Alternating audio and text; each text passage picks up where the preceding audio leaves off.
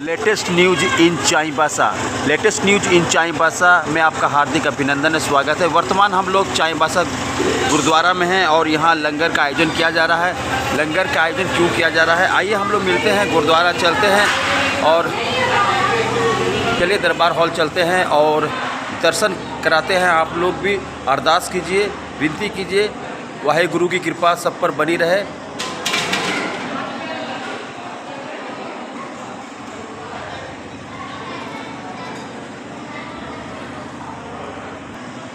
नमस्कार। आज जो यहाँ गुरुद्वारा में जो लंगर का आयोजन किया गया है, काफ़ी लोग यहाँ आ रहे हैं।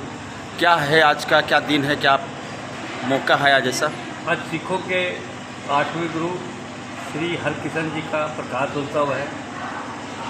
श्री हरकिशन जी ध्याइए जिस जिससे सब दुख जाए, ये उनका संबोधन है, गुरु ग्रंथ साहब अंकित है। और आज बड़ी श्रद्धा के साथ यहाँ पर गुरुद्वारा में नानक दरबार में 1-1.5 घंटा करीब पाठ चला। उसके उपरांत अनमोल सलोजा जी ने अपनी मधुर वाणी और साथ के साथ लगभग 1 घंटा कीर्तन किया।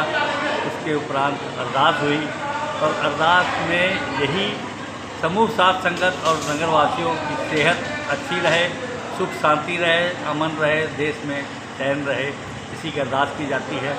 और हम चाहते हैं कि गुरु घर से जिन्होंने गुरुद्वारा के दर्शन नहीं किए हैं वो आएँ, एक बार आके दर्शन जरूर करें। बहुत कम आबादी में हम लोग हैं, लेकिन हम लोग का प्रयास है कि इसको अच्छा से अच्छा व्यवस्था दें। अभी इसके प्रथम तल का निर्माण हो चुका है, कुछ 5-7-10% काम बाकी है और शीघ्र ही वो लगभग 4000 स्क्वायर फुट का हॉल है, उसका उद्घाटन निकट समय में ही होगा।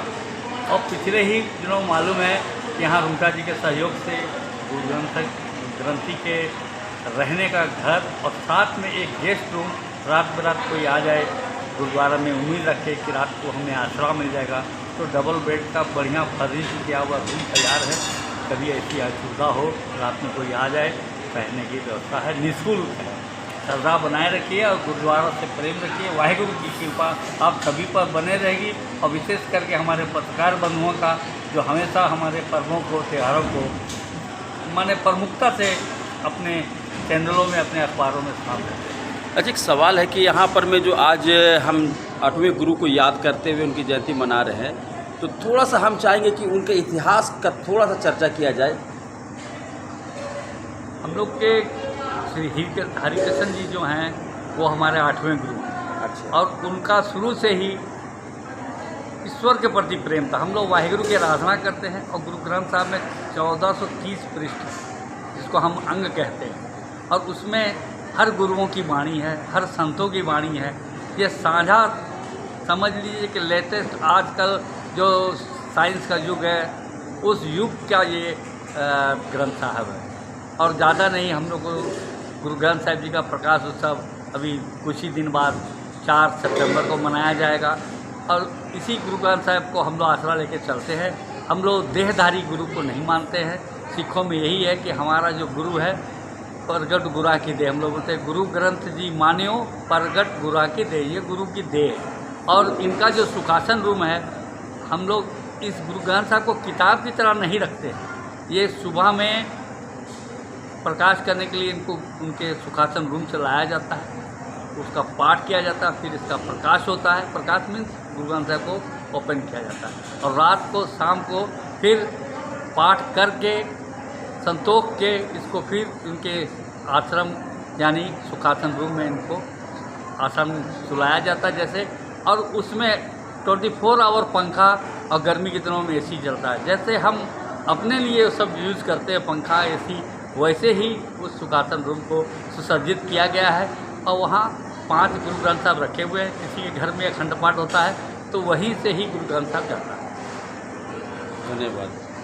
ये श्री गुरु ग्रंथ साहब जी के लिए आसन बना हुआ है और यहाँ पर अभी 4 श्री गुरु ग्रंथ साहब इस आसन में हैं, विश्राम कर रहे हैं। और जो 5वां गुरु ग्रंथ साहब है वो हमारे प्रकाश किया हुआ है, बाहर पालकी में है और यहाँ पंखा लगा हुआ है, एसी लगा हुआ है। जैसे हम अपने सुख सुविधा चाहते हैं, हम अपने गुरु को भी वैसी सुख सुविधा देते हैं। डबल पंखे हैं कि कभी भी कोई बंद ना हो। इनको भी ऐसा ही एहसास हो कि जैसे किसी आदमी की सेवा की जा रही है। ये हमारे भगवान स्वरूप हैं, वाहिगुरु की कृपा है और यहाँ पर इतना भव्य गुरुद्वारा बन गया। और समूह साध संगत शहरवासियों का भी योगदान है, ऐसा नहीं कि सिर्फ हम ही लोग के, शहरवासियों का भी इसमें योगदान है और विशेष करके रुंगटा परिवार का तो हमेशा वर्धस्त रहा है। तो जैसा कि अभी आप देख रहे हैं कि यहाँ लंगर चल रहा है, हमारे भाई बंधु लंगर में बैठे हैं।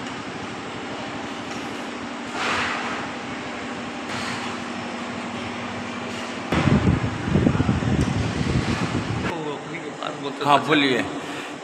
श्री गुरु नानक देव जी के कृपा से गुरुद्वारा नानक दरबार में प्रथम तल का निर्माण लगभग पूरा हो चुका है।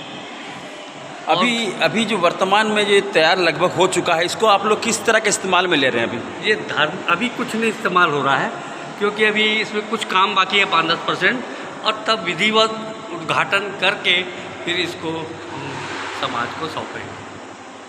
तो जैसा कि आपने सुना कि अभी ये लगभग तैयार हो चुका, थोड़ा सा काम बाकी है और जैसे ही ये काम कंप्लीट हो जाएगा उसके बाद ये जो कमेटी है वो समाज को सौंप देगी एक अच्छा काम करने के लिए। ये जो हम लोग देख रहे हैं इसके बारे में थोड़ा सा बताइए। ये निशान साहब पिछले लगभग 2 साल पहले हम लोग के पटना साहब के सिंह साहब के हाथों इसका विधिवत उद्घाटन हुआ था। ज़मीन से इसकी हाइट 90 फीट है और 5 फीट का चबूतरा है और ये हाइड्रोलिक है। जब इसको चोला चेंज करना होता है तो हाइड्रोलिक मशीन के द्वारा ये निशान साहब फोल्ड होके नीचे आ जाता है और हम लोग उसको धो के दूध से धोते हैं, फिर पानी से धो के फिर निशान साहब का चोला बदलते हैं और फिर हाइड्रोलिक मशीन से ऊपर खड़ा होके अरदास की जाती है। तो ये हमारा श्रद्धा का प्रतीक है, ये हमारा निशान साहब है।